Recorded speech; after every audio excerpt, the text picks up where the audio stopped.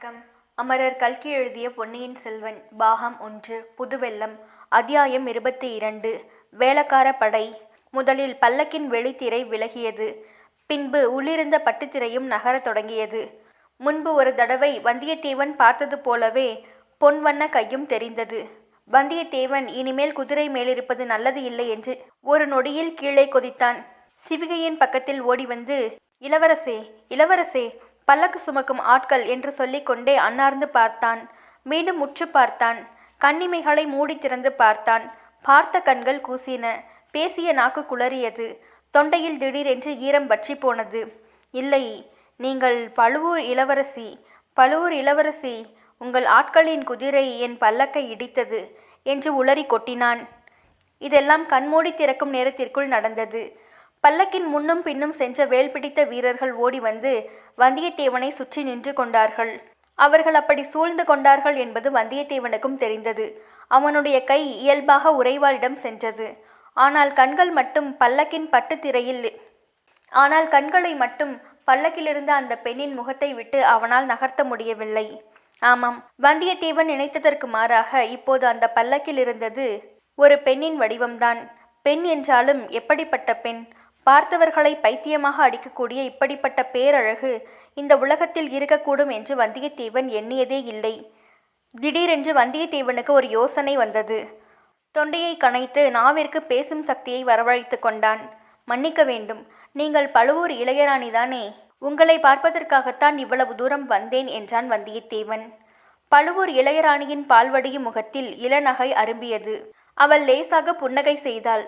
அந்த புன்முறுவலின் காந்தி நம்முடைய இளம் வீரனை திக்குமுக்காடி திணற செய்தது.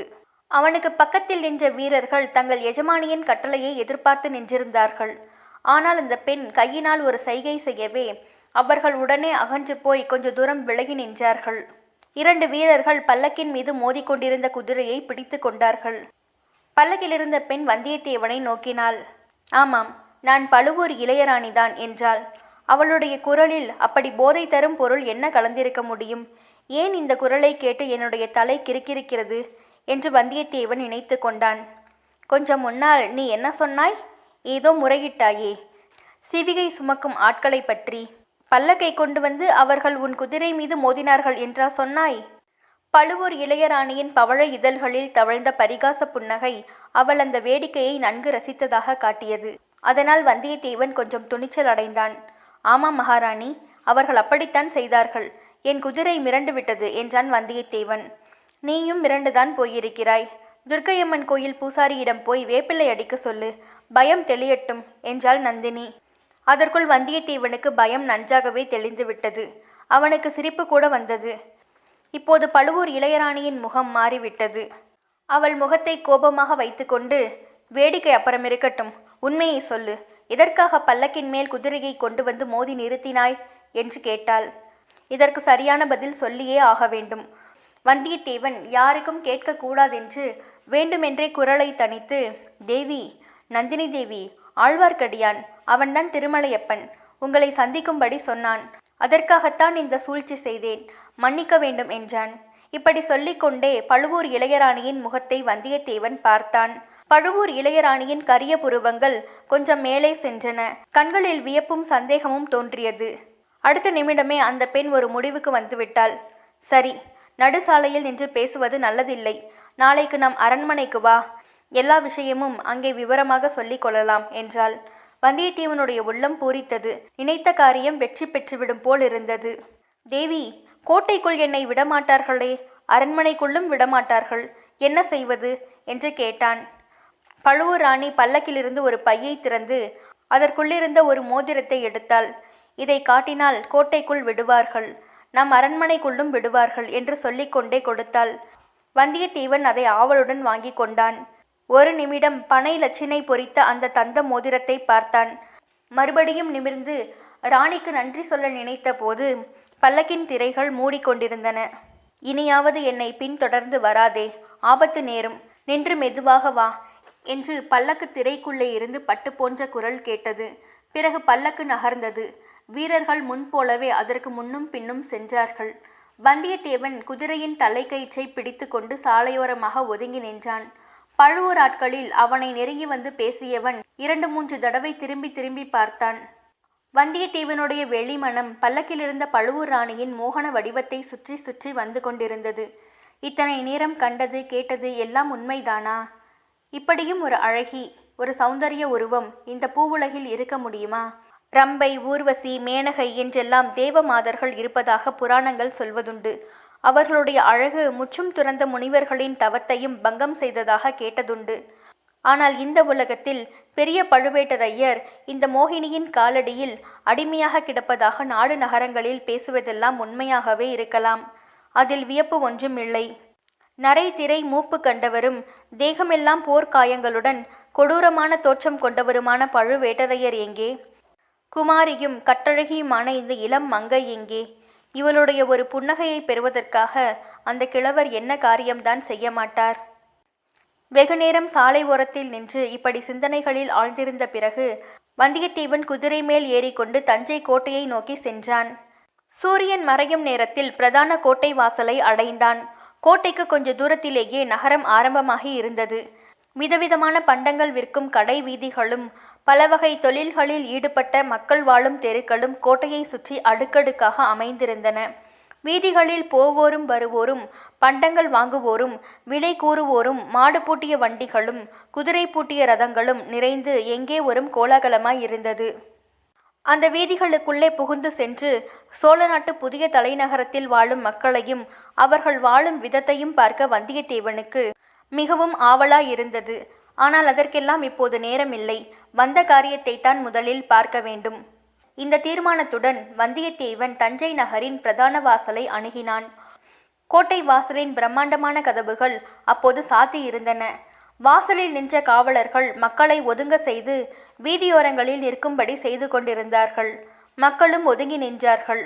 ஆமாம், அவரவர் தங்களுடைய வேலைகளை பார்த்து கொண்டு போவதற்கு பதிலாக ஏதோ ஊர்வலம் அல்லது பவனி பார்ப்பதற்காக காத்திருப்பவர்களைப் போல நின்றார்கள். ஆண்கள், பெண்கள், குழந்தைகள், வயோதிகர்கள் எல்லோரும் ஆவலுடன் நின்றார்கள். கோட்டை வாசலுக்கு முன்னால் சிறிது தூரம் வரை வெறுமையாகவே இருந்தது. என்னவாக இருக்கும் என்று தெரிந்து கொள்ள வந்தியத்தேவனுக்கு ஆவல் உண்டானது. எல்லோரும் ஒதுங்கி நிற்கும்போது அவன் மட்டும் கோட்டை வாசல் காப்பாளரிடம் சென்று முட்டிக்கொள்ள விரும்பவில்லை. எனவே அவனும் ஒரு பக்கத்தில் ஒதுங்கி நின்றான். பக்கத்தில் கம் என்று மலரின் மனம் வீசியது. திரும்பி பார்த்தான். ஒரு வாலிபன், திருநீறு, ருத்ராட்சம் முதலிய சிவ சின்னங்கள் தரித்தவன் 2 கைகளிலும் 2 பூக்கூடைகளுடன் நிற்பதை கண்டான். தம்பி, எதற்காக எல்லோரும் வீதி ஓரம் ஒதுங்கி நிற்கிறார்கள்? ஏதாவது ஊர்வலம் வரப்போகிறதா என்று கேட்டான். நீங்கள் இந்த பக்கத்து மனிதர் இல்லையா ஐயா என்றான் அந்த பையன். இல்லை, நான் தொண்டை நாட்டை சேர்ந்தவன் என்றான் வந்தியத்தேவன். ஓ, சரிதான். நீங்கள் குதிரை மேலே இருந்து இறங்கி கீழே நிற்பது நல்லது என்றான் அந்த பையன். வாலிபனோடு பேசுவதற்கு வசதியாயிருக்கும் என்று எண்ணி வந்தியத்தேவன் குதிரை மீதிருந்து குதித்தான். எதற்காக என்னை இறங்க சொன்னாய் என்று கேட்டான். இப்போது வேளக்கார படை அரசரை தரிசனம் செய்துவிட்டு கோட்டைக்குள்ளே இருந்து வரப்போகிறது. அதற்காகத்தான் இத்தனை ஜனங்களும் ஒதுங்கி நிற்கிறார்கள் என்றான் அந்த பையன். வேடிக்கை பார்க்கத்தானே? நான் குதிரை மேலே உட்கார்ந்து கொண்டு பார்த்தால் என்ன? ஆனால் வேளக்கார படை வீரர்கள் உங்களை பார்த்துவிட்டால் ஆபத்து என்றான் அந்த பையன். என்ன ஆபத்து? குதிரையை கொண்டு போய் விடுவார்களா என்று வந்தியத்தேவன் கேட்டான். ஆட்களையே கொண்டு போய் விடுவார்கள், பொல்லாதவர்கள் என்றான் வாலிபன்.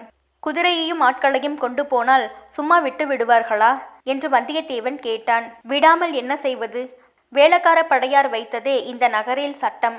அவர்களை கேள்வி கேட்பதற்கு யாரும் கிடையாது. பழுவேட்டரையர்கள் கூட வேளக்கார படை விஷயத்தில் தலையிடுவது கிடையாது. இந்த சமயத்தில் கோட்டைக்கு உட்புறத்தில் பெரிய ஆர்ப்பாட்ட ஆரவாரங்கள் கேட்டன. நகரா முழங்கும் சத்தம், பறைகள் கொட்டும் சத்தம், கொம்புகள் ஊதும் சத்தம், இவற்றுடன் பல நூறு மனிதர்களின் குரல்களில் இருந்து எழுந்த வாழ்த்தொலிகளும் கலந்து எதிரொலி செய்தன. வேளக்கார வீரர் படைகளை பற்றி வந்தியத்தேவன் அறிந்திருந்தான். பழந்தமிழ் நாட்டில், முக்கியமாக சோழ நாட்டில் இது முக்கிய ஸ்தாபனமாக இருந்து வந்தது. வேளக்காரர் என்பவர் அவ்வப்போது அரசு புரிந்த மன்னர்களுக்கு மெய்காப்பாளர் போன்றவர். ஆனால் சாதாரண மெய்காப்பாளர்களுக்கும் இவர்களுக்கும் ஒரு வித்தியாசம் உண்டு. இவர்கள் அவர்களுடைய உயிரை கொடுத்தாவது அரசரின் உயிரை பாதுகாப்போம் என்று சபதம் எடுத்தவர்கள்.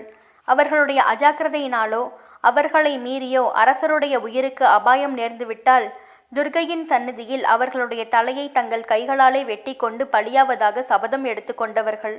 அப்படிப்பட்ட கொடூர சபதம் எடுத்துக்கொண்ட வீரர்களுக்கு மற்றவர்களுக்கு இல்லாத சில சலுகைகள் இருப்பது இயல்புதானே.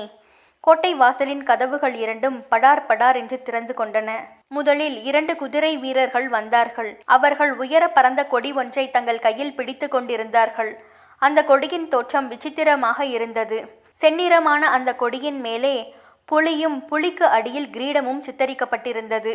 கிரீடத்துக்கு அடியில் ஒரு பலிபீடமும் கழுத்து அறுபட்ட ஒரு தலையும் ஒரு பெரிய பலிகத்தியும் காட்சியளித்தது. கொடியை பார்க்க கொஞ்சம் பயங்கரமாகவே இருந்தது. கொடி தாங்கிய குதிரை வீரர்களுக்கு பின்னால் ஒரு பெரிய ரிஷபம் 2 பேரிகைகளை சுமந்து கொண்டு வந்தது. 2 ஆட்கள் நின்று பேரிகைகளை முழங்கினார்கள். ரிஷபத்துக்கு பின்னால் சுமார் 50 வீரர்கள் சிறுபறை, பெரும்பறை, தம்பட்டம் ஆகிய முழக்கங்களை முழக்கிக் கொண்டு வந்தார்கள். அவர்களைத் தொடர்ந்து இன்னும் 50 பேர் நீண்டு வளைந்த கொம்புகளை பாம் பாம் பப்பாம் என்று ஊதிக்கொண்டு வந்தார்கள். அவர்களுக்கு பின்னால் வந்த வீரர்கள் 1000 பேர் இருக்கலாம். அவர்கள் எல்லோரும் பின்வரும் வாழ்த்தொலிகளை இடிமுழக்க குரலில் எழுப்பிக் கொண்டு வந்தார்கள். பராந்தக சோழ பூமண்டல சக்கரவர்த்தி வாழ்க, சுந்தர சோழ மன்னர் வாழ்க, கோழிவேந்தர் வாழ்க, தஞ்சையர்கோன் வாழ்க, வீரபாண்டியனை சுரம் இறக்கிய பெருமாள் வாழ்க, மதுரையும் ஈழமும் தொண்டை மண்டலமும் கொண்ட கோ ராசகேசரி வாழ்க, கரிகால வளவன் திருக்குளம் நீடூடி வாழ்க, துர்க்கை மாகாளி பராத்பரி பராசக்தி வெல்க, வீர புலிகொடி பாரெல்லாம் பறந்து வெல்க, வெல்க வெல்க, வெற்றிவேல் வீரவேல். நூற்றுக்கணக்கான மக்களின் குரல்களில் இருந்து எழுந்த கோஷங்களால் கேட்போர் அனைவரும் மெய்சிலிர்த்து நின்றனர். வீதி ஓரங்களில் நின்ற மக்களில் பலரும் அந்த கோஷத்தில் கலந்து கொண்டார்கள். இவ்விதம் வேளக்கார படை வீரர்கள் தஞ்சை கோட்டை வாசல் வழியாக வெளிவர தொடங்கி வீதி வழியாக சென்று தூரத்தில் மறையும் வரையில் ஒரே அல்லோல கல்லோலமாக இருந்தது. இத்துடன் அத்தியாயம் 22 நிறைவுற்றது. மீண்டும் அடுத்த அத்தியாயத்தில் சந்திப்போம். நன்றி, வணக்கம்.